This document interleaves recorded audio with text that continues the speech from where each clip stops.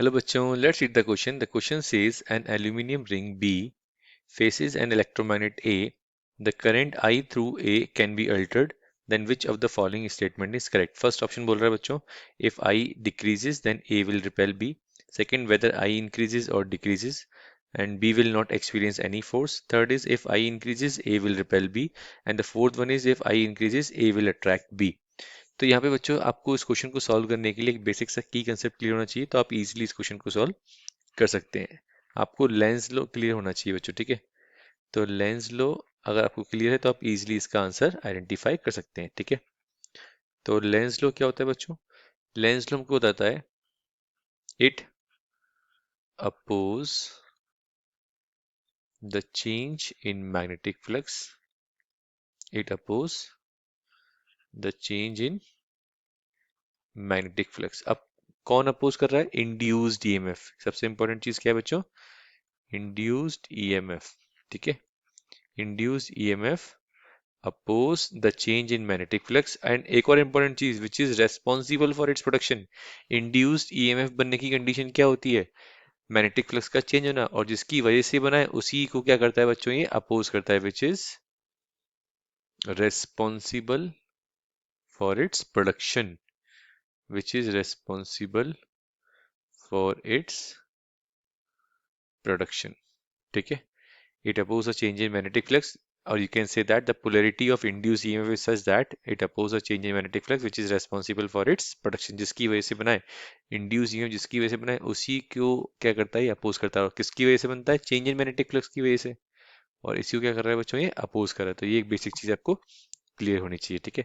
अब हम क्वेश्चन के अकॉर्डिंग बात करते हैं। तो यहाँ पर बच्चों बोल रहा है जैसे ही आप करंट पास कराएंगे, ठीक है, ए के अंदर, ठीक है। इसको मैं प्रॉपर एक्सप्लेन कर देता हूँ इसको, ठीक है। तो यहाँ पे जैसे ही आप ए के अंदर बच्चों क्या करेंगे? करंट को पास कराएंगे, ठीक है। तो यहाँ पे क्या होगा? करंट एंटर होगा, current entering at end A, current entering at the side of A,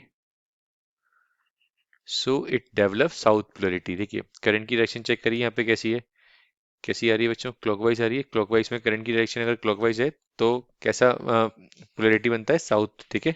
so current entering side of A, so it develop it develops south polarity, so it develops south polarity at A and north polarity at B, ठीक है। अब यहाँ पे क्या हो रहा है बच्चों? करंट इंक्रीज हो रहा है। सो जब आप करंट को इंक्रीज करेंगे, व्हेन करंट इंक्रीज, किसके अंदर इंक्रीज हो रहा है? एक बार मैं इसको प्रॉपर लिख देता हूँ बच्चों, जस्ट अ सेकेंड।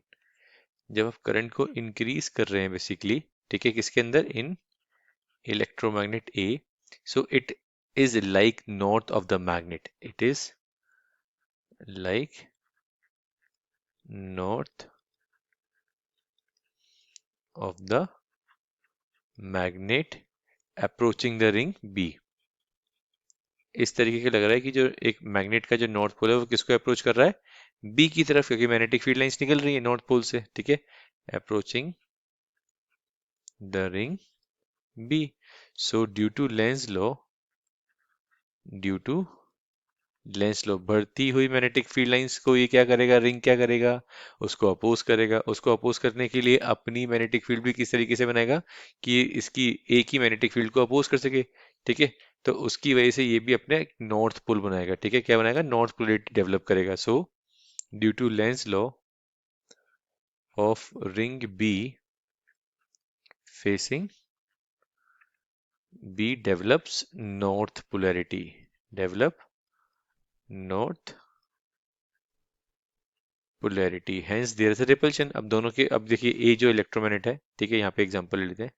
सपोज करो ये हमारी रिंग है और ये हमारी इलेक्ट्रोमैग्नेट है, ठीक है। अब यहाँ पर भी एक नॉर्थ पोलैरिटी है और ये करंट क्या हो रहा है? इंक्रीज हो रहा है। तो इसकी वजह से यहाँ पे मैग्नेटिक फ्लक्स बढ़ रहा होगा, मैग्नेटिक फ्लक्स बढ़ रहा होगा तो इसको अपोज करेगा। तो ये भी अपने फेस पे कैसी पोलैरिटी बनाएगा? North pole. North pole, north pole क्या करेंगे? रिपेल करेंगे बच्चों, ठीक है। सो Hence, there is a repulsion between these two. Hence, there is repulsion between these two. Clear? Okay, option check कर लेते हैं एक बार.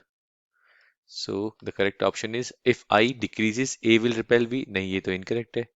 I decrease करें तो A will repel B. नहीं. वेदर आई इंक्रीजेज और decreases we will not experience any force, ये भी गलत है. अगर आप करंट को बढ़ाएंगे या घटाएंगे तो डेफिनेटली बी जो फोर्स है एक्सपीरियंस होगा. ठीक है. If I increases A will repel B. Definitely अभी हमने देखा जब करंट बढ़ा रहे थे तो एक ए ने जो अपनी जो फेस जो ये एंड है यहाँ पे नॉर्थ पोलैरिटी बन रही थी जिसकी वजह से बी के अंदर भी इस तरीके से करंट बनेगा कि वो इसकी मैग्नेटिक फील्ड को अपोज कर सके. तो यहाँ पे नॉर्थ फेस होना जरूरी है क्योंकि नॉर्थ के अंदर जो करंट की डायरेक्शन होती है वो क्या होती है बच्चों, एंटी क्लॉकवाइज होती है. ठीक है. तो if I increases, A will repel B. Yes, this is the correct option. Fourth is also incorrect. तो बच्चों हमारा जो correct option हो जाएगा, the final answer of this question is third. I hope you understood well. Best of luck.